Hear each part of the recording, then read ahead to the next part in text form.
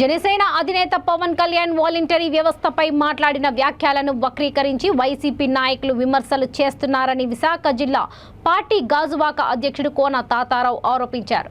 పాత గాజువాక జంక్షన్లో జనసేన ఆధ్వర్యంలో నిరసన తెలిపారు. ఈ సందర్భంగా పాత గాజువాక జంక్షన్లో సీఎం జగన్ ఫోటోను జన సైనికులు దగ్ధం చేశారు. పవన్ వ్యాఖ్యలను వక్రీకరించారంటూ జనసేన కార్పొరేటర్ దల్లి గోవింద్ నేతృత్వంలో రోడ్లపై బైఠాయించారు. Hello AP bye bye YCP అంటూ జన సైనికులు నాయకులు నినాదాలు చేసిన అనంతరం పవన్ ఫోటోకి పాలాభిషేకం చేశారు.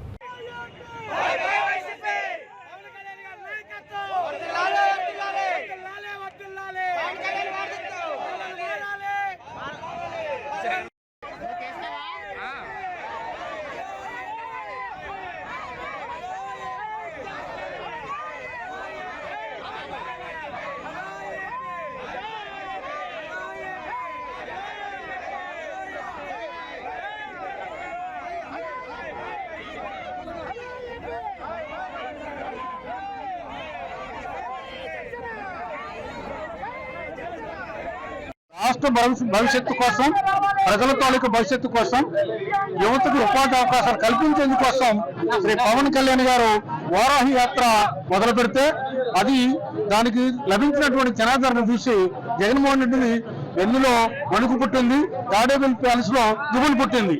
తద్వారా ఆయన చెప్పలేక బయట రాలేక మంత్రుల ద్వారా పవన్ కళ్యాణ్ గారిని దూషించడం, వ్యక్తిగత పద్యాలు ఉపయోగించడం ఇదంతా మంచి పద్ధతి కాదు. సమాజంలో రెండు, పవన్ కళ్యాణ్ గారు క్వశ్చన్ చేసి ఏమిటి, వాలంటరీ వ్యవస్థ అనేటువంటిది దానికి రాజ్యాంగ పద్ధతి ఉందా అని. కాదు, రాజ్యాంగ పద్ధతి లేదు. వాళ్ళు ప్రభుత్వ ఉద్యోగులు కారు కాబట్టి వారు ప్రజల తాలూకా వ్యక్తిగత సమాచారాన్ని సేకరించడానికి అనర్హులు, సేకరించకూడదు, అది నేరం. అందులో భారత రాజ్యాంగం ప్రకారం ఆర్టికల్ 20 ప్రకారం ప్రజల తాలూకా వ్యక్తిగత స్వేచ్ఛ భంగం కలగడానికి వీల్లేదు. అలాంటిది వాలంటరీ వ్యవస్థను ప్రజల యొక్క సొంత వ్యక్తిగత సమాచారం సేకరిస్తున్నారు. దానివల్ల రాష్ట్రానికి మంచి జరగదు, చెడ్డ జరుగుతుందని చెప్పి ప్రభుత్వం నిలదీస్తే అధికార పార్టీ వైసీపీ నేతలు, రాష్ట్ర ముఖ్యమంత్రి భయపడి జనసేన పార్టీ అధినేత శ్రీ పవన్ కళ్యాణ్ గారి వారాహి యాత్ర చూసి కళ్ళు వారలేక ఈ రోజు ఉన్నటువంటి వాలంటీర్లందరినీ రచ్చగొట్టి ఏదో భయపించి వాళ్ళని బెదిరిపించి వాళ్ళకి ఇష్టం లేకపోయినా పవన్ కళ్యాణ్ గారికి ఇష్టబొమ్మని తగలబెట్టేటట్టుగా చేస్తూ ఏదో మా మేకపోతే అందరూ ప్రదర్శిస్తున్నారు.